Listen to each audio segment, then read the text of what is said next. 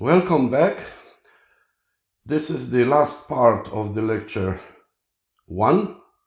We are completing some selections of the problems from the Bresis book, Functional Analysis, Chapter 2. And in the lecture 2, we will continue the presentation of the weak topologies on the Banach space. For a moment, we finish the problems with this particular problem here, which is basically related to the adjoint operators and orthogonality properties of adjoint operators. So let me read the problem. So suppose E is a Banach space, A, an unbounded operator from the domain A in E with the values in the dual E star. The operator A is densely defined, closed, and the image of A is also closed. We need to show that kernel of A is contained in the kernel of the adjoint operator if and only if we have this inequality. There exists a constant C larger than 0 such that for every x in the domain D of A, AX larger equal to minus C times the norm of AX in square. So that's our problem. Let's begin. So let me put here solution.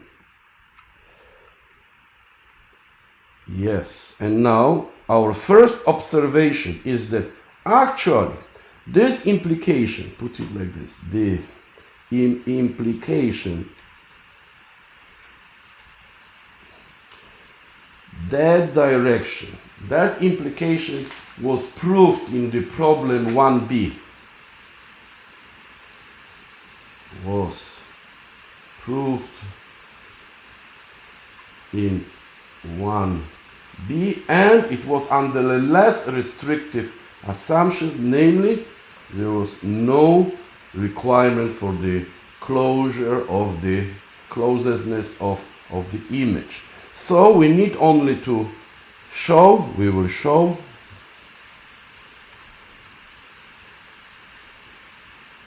the implication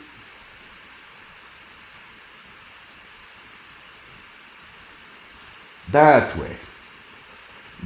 So first we introduce a trick.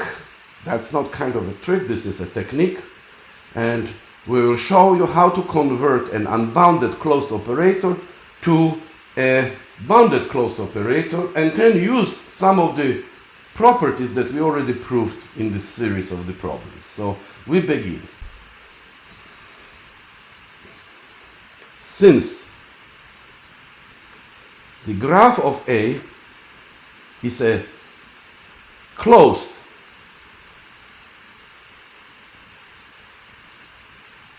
subspace in the product,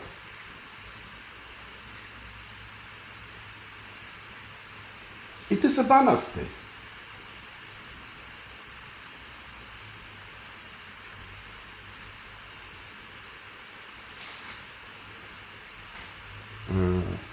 I think I'm not doing it correctly.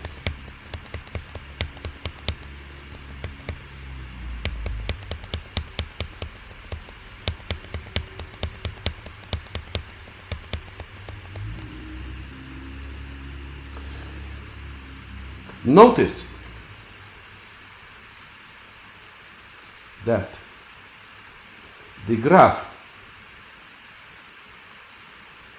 of A is a closed subspace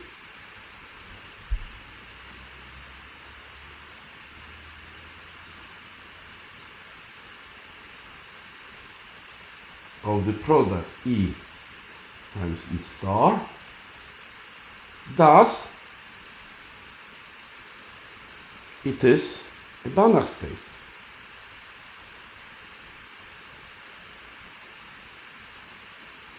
And we have the following commutative diagram.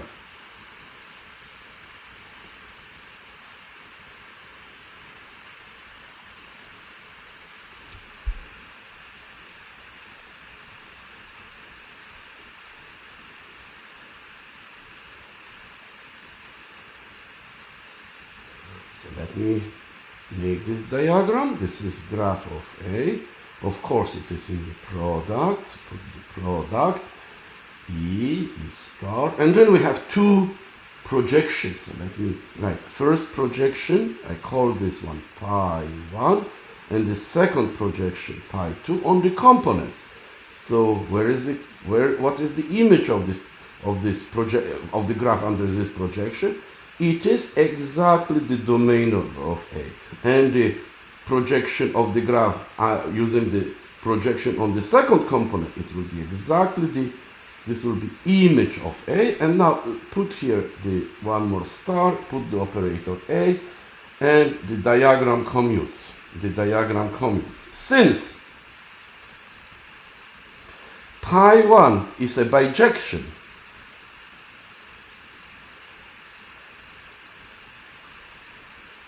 we can use it to introduce a new norm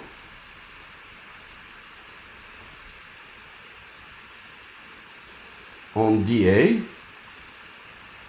exactly transport it from the graph to the dA, put it like this, given by, and let's write it down, x belongs to the dA, and then we write the norm, and I denoted a new norm. By the definition, it will be equal the norm of the element, the image of this, the corresponding element in the graph, which it is, let's say, we will choose that one. This is this one. This will be our norm, new norm. We will call this norm, this new norm is called the graph norm. Put it like this, the graph norm.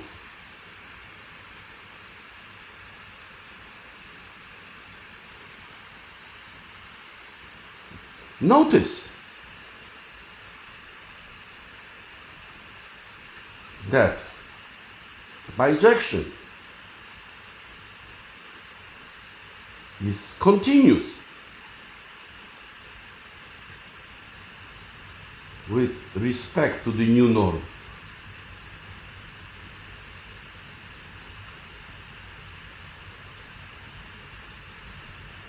Bijection pi1 is continuous, so it is an isomorphism.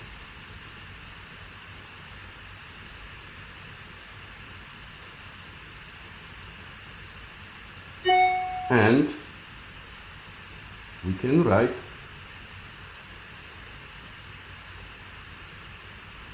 A is equal,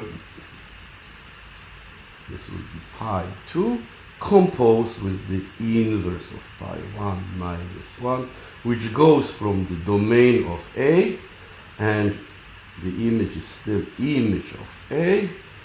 Here, remember, here we have the norm. This is equipped with the norm, graph norm. So that's the graph norm. So since these two operators are continuous, and we can write, which implies that A became a bounded operator on the new space.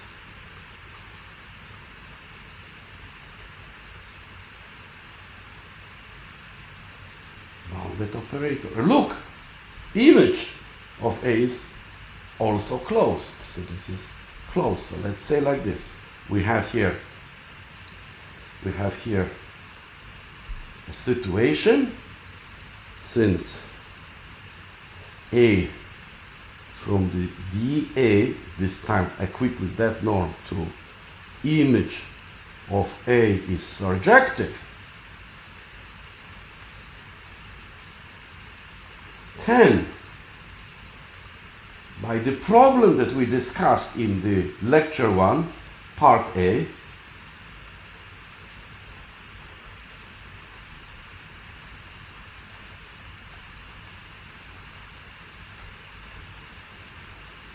we have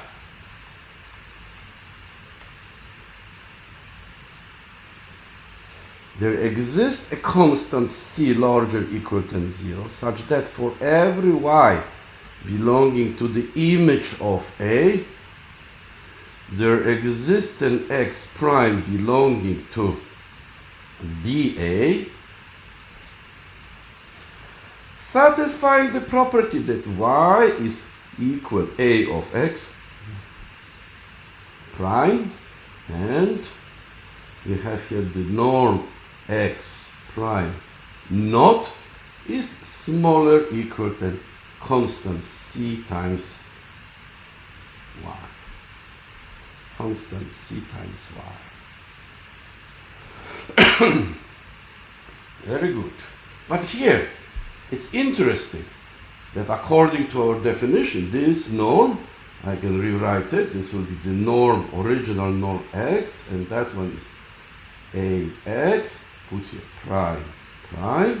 So definitely it is also larger than the norm of x prime, and give this formula star.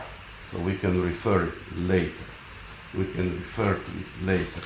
So we have it. We have this condition. So now, of course, we need to use the orthogonality properties of the adjoint operator. So let me continue. So by orthogonality, so you should remember of this that we have here orthogonality properties for the adjoint operator, so we can use it. So let me do it. So by orthogonality properties of the adjoint operator,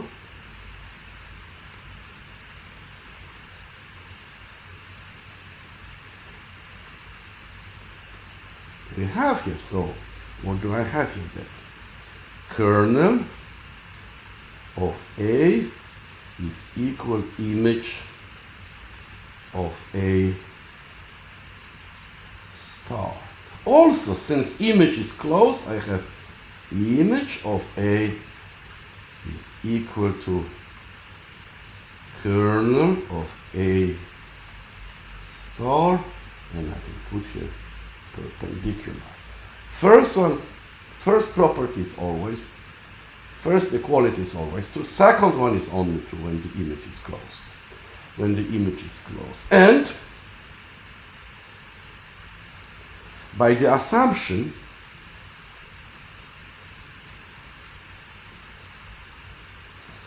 we have kernel of A is contained in kernel of A star, which by applying orthogonal complement to this inequality implies that kernel of A perpendicular contains kernel of A star perpendicular, and that of course by the previous line, this one implies that this contains image of A. Image of A. Very good. So we will apply the property star, the inequality star here. So in order to do it, let me consider. So consider an arbitrary element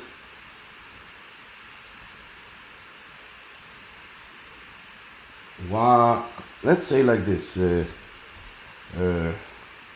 x belonging to d of A, and put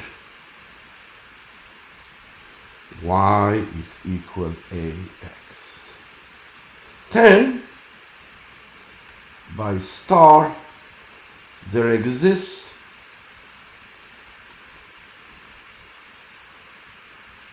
x prime, sorry, x prime belonging to dA, satisfying the properties that, okay, ax, like this, is equal ax prime, and of course we have here by the star x prime is smaller equal than c, and y, of course, it's equal to ax, so that one is equal ax.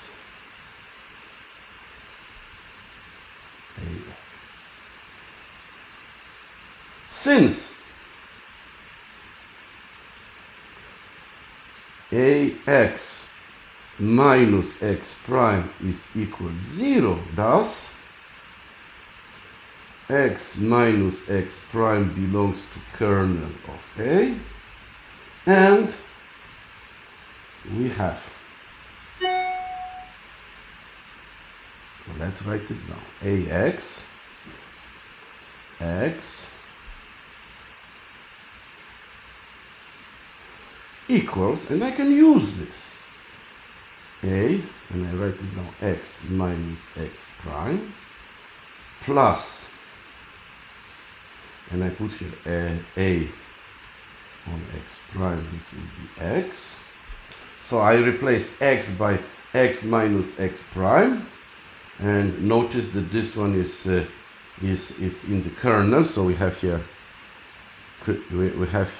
that element is in the kernel of A, and that implies therefore implies that this one is simply equal to ax minus x prime x plus ax prime x, and this one is of course 0, so it is equal, and I can rewrite it again, and I write it down x prime, and this time I replace x again in the same way, so this will be x minus x prime plus x prime, and now I see again that that element is in the kernel of A, and that one belongs to the image of A, and I have here orthogonality property in this line here.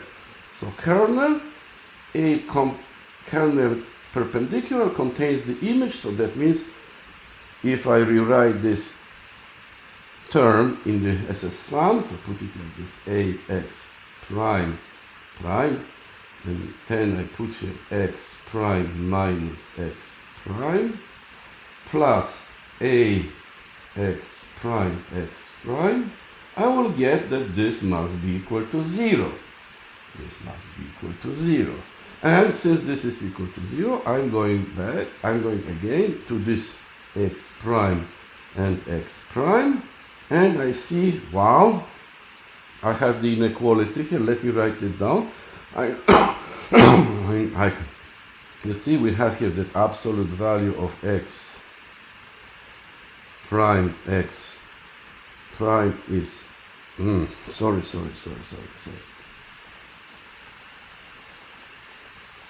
Let's write it down on the margin. I make a little margin, and I put here ax prime x prime, absolute value is smaller equal than absolute, so norm of x prime times norm of x prime, ax prime and x prime. So I can use the properties, namely put the minus, so write it down properly. That means you will get that this is larger equal to minus, and this will be ax prime times x prime, and then again we go to the inequality star, and that implies that this is equal to minus c, and here I have ax prime, and of course you can put here square. That's what we have here. See ax prime, and then since ax prime is equal, ax prime is the same as ax, I can rewrite it now. This is equal minus c, and I'm getting this is ax square, and we can say the property was proved, the problem is finished, we are done with the problems. So I would say thank you for your attention. I'm thinking about, let's say, testing your knowledge, because it is kind of annoying to, let's say, to know that not many people are actually putting an effort to studying this problem. So I would say we will think about the testing and using some of the ideas from this problem on the test. Thank you.